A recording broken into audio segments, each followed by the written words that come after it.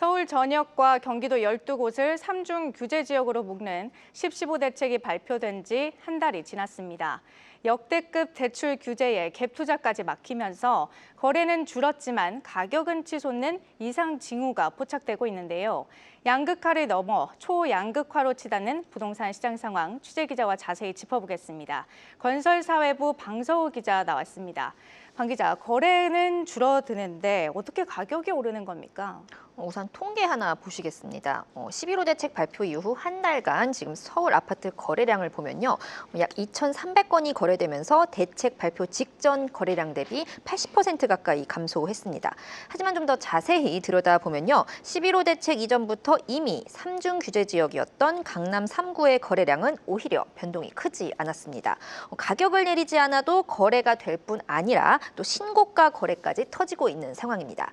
실제로 11호 대책 발표 이후 한 달간 이 강남 3구의 신고가 거래는 247건으로 대책 발표 이전 한 달간 신고가 거래 건수보다 50% 이상 급증했습니다. 같은 기간 절반으로 줄어든 서울 아파트 전체 신고가 거래 건수와 대비되는 부분입니다. 이런 양극화 현상은 좀 분양시장에서도 나타나고 있는데요.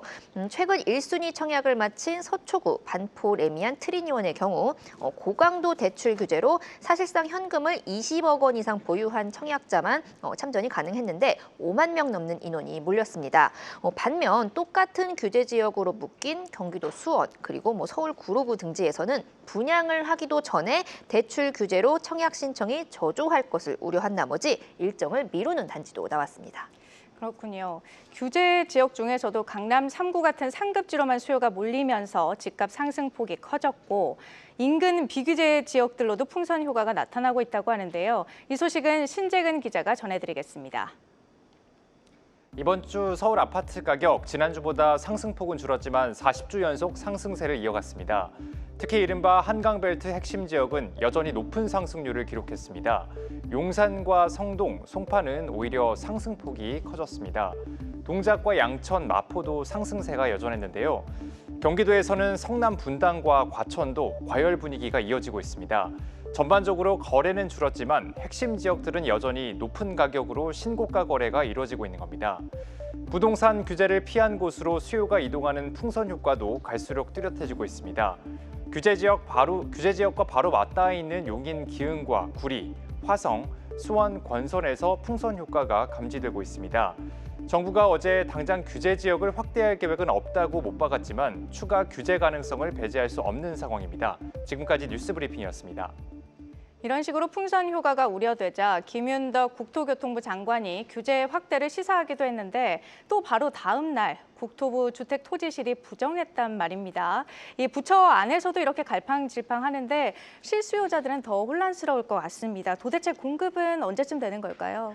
새 정부 들어 이제 부동산 대책이 3번이나 나왔지만 집값이 잡히지 않고 있고 또 이런 수요를 관리하는 것만으로는 역부족이라는 판단 하에 정부는 연말까지 추가 공급 대책을 마련하기로 했습니다. 김윤덕 장관은 이제 추가 대책을 두고 최대 규모라는 말을 썼는데요. 모두가 원하는 서울에 신속하게 많이 공급해야 하다 보니 이제 유휴부지 확보나 그린벨트 해제 가능성 등이 거론됩니다. 하지만 현재 공급을 주도할 한국토지주택공사 이 LH의 수장이 부재한 상황인데다 공공주도의 공급만으로는 수요를 채우기 한계가 있다는 지적입니다. 전문가의 설명으로 듣겠습니다. 보통 대책이 발표가 되면 2, 3개월에서 한 6개월 정도는 좀 눈치를 보거든요. 근데 97 공급 대책은 눈치 없이 바로 올랐습니다.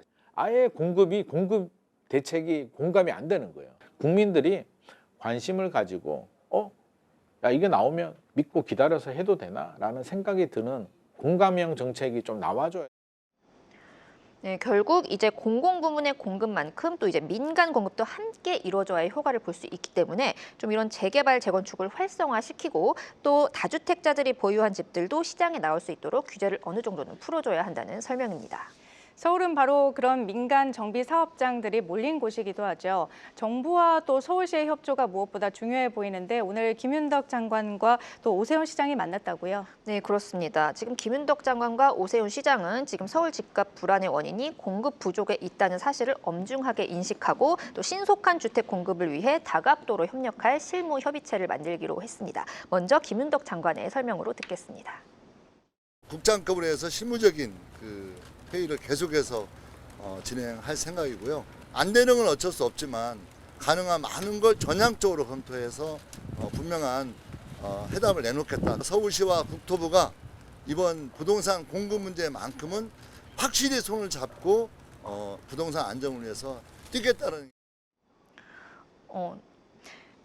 특히 이제 11호 대책 발표 이후 규제 지역에 속한 이 정비사업 조합원 지위를 양도할 수 없게 되면서 사실상 재건축 재개발 아파트 자체를 사고 파는 게 까다로워졌는데요. 이 서울시 정비사업장 곳곳에서 혼란이 불거지자 또 이제 정부가 대책 시행 이전에 매매 약정을 체결한 어건수에 대해서는 조합원 지위 양도를 허용하는 방안을 검토하기로 했습니다. 이 소식은 이제 오세훈 시장의 설명으로 듣겠습니다. 조합원 지위 양도 제한이라든가 집을 한 채만 재건축할 수 있다든가 11호 대책 이후에 현장에서 어떤 그 지장을 받고 있는지에 대한 현장의 목소리를 말씀을 드렸고 장관께서 그 부분에 대해서 깊이 있게 계속해서 검토를 해주시겠다 하는 말씀을 해주셨습니다. 다만 서울시가 이제 부동산 관련 국토부에 요구한 사항이 18가지나 됩니다. 이 18가지나 되는데 구체적으로 뭘 어떻게 할 건지에 대해서는 제시하지 않은 만큼 좀 시장의 혼란은 당분간 지속될 것이라는 우려가 나옵니다. 네, 여기까지 듣겠습니다. 건설사회부 방서우 기자였습니다.